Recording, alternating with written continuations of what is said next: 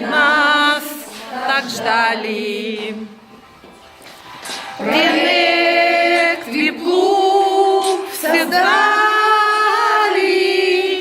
чтоб все успешны стали. Сейчас на тон пониже.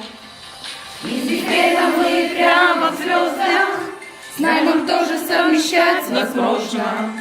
Мы тебе команду приглашаем, бизнес в интернете развиваем. Мы знаем.